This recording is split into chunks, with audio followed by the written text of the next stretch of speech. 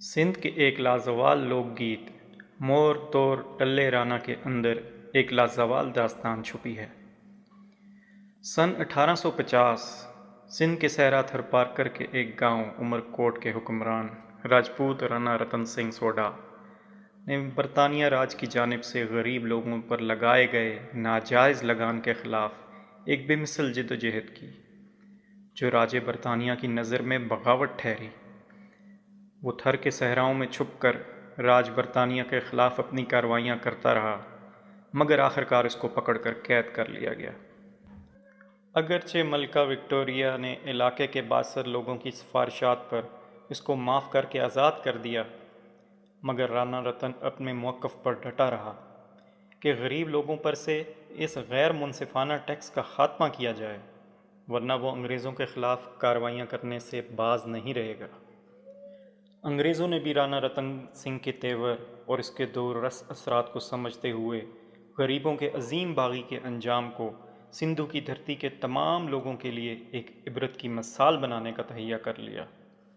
انہوں نے عمر کوٹ کے مشہور قلعے کے بیچوں بیچ رانا رتن کو پھانسی لگانے کے لیے پھانسی گھاٹ کی تیاری شروع کر دی، تاکہ تمام لوگ اس کے انجام کو دیکھ کر چپ چاپ ٹیکس دینے کے لیے تیار ہو جائیں۔ جب پھانسی گھاٹ تیار ہوا تو تمام آس پاس کے گاؤں میں اس بات کا اعلان کیا گیا اور رانا کو ان کے سامنے آہستہ آہستہ پھانسی گھاٹ کی اونچی سیڑھیاں چڑھا کر پھانسی کے پھندے کے نیچے کھڑا کیا گیا اور آخری خواہش دریافت کی گئی، جس پر رانا نے اپنے بندھے ہاتھوں کو کھولے جانے کا کہا۔ ہاتھوں کے آزاد ہوتے ہی اس نے انتہائی با اعتمادی سے اپنے دونوں ہاتھوں سے اپنی مونچھوں کو تاؤ دے کر ان کی نوکوں کو اوپر کی جانب کیا۔ مونچھوں کو بل یا تاؤ دینا بر صغیر کے لوگوں کا ایک ایسا انداز ہے جس سے اظہار کیا جاتا ہے کہ انسان کس قدر دلیر اور بے خوف ہے۔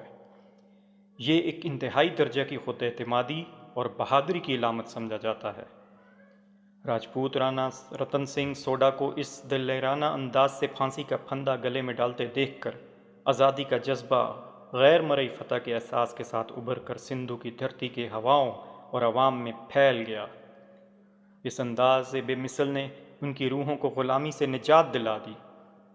اس واقعے پر سندھ کا مشہور لوک گیت مور توڑ ٹلے رانا تخلیق ہوا، جس میں اس بے مثل تھرپارکر کے دلیر اور بہادر مور کی موت پر ماتم کر کے دکھ غم کا مرثیہ نہیں کیا گیا، بلکہ یہ خوشی کا گیت ہے اور عموماً بچے کی پیدائش کے موقع پر گایا جاتا ہے۔ اس میں آنگن میں کھیلتے ننھے بچے کو برسات میں بھیگتے مور کے رقص سے تشبیہ دی گئی ہے۔ اس گیت کے اہم بول میں ہزاروں رانا رتن جیسے دلیر اور بہادر بچے سندھو کی دھرتی پر پیدا ہونے کا ذکر کیا گیا ہے۔ رانا تو مان راج تھیندا، رانا تو مان لکھ تھیندا کا مطلب یہی ہے کہ رانا تمہاری ہی حکومت ہوگی اور تمہارے جیسے ہزاروں ہوں گے۔ یہ گیت تھر کے صحرائی ماحول کی خوشیوں کا حسین اور لازوال حصہ بن گیا ہے اور رانا رتن سنگھ سوڈا کی بہادری اور غریبوں کے حق میں جد و جہد و قربانی کی یاد دلاتا ہے۔ سندھو کی دھرتی کے ہیروز کو میرا سلوٹ ہے۔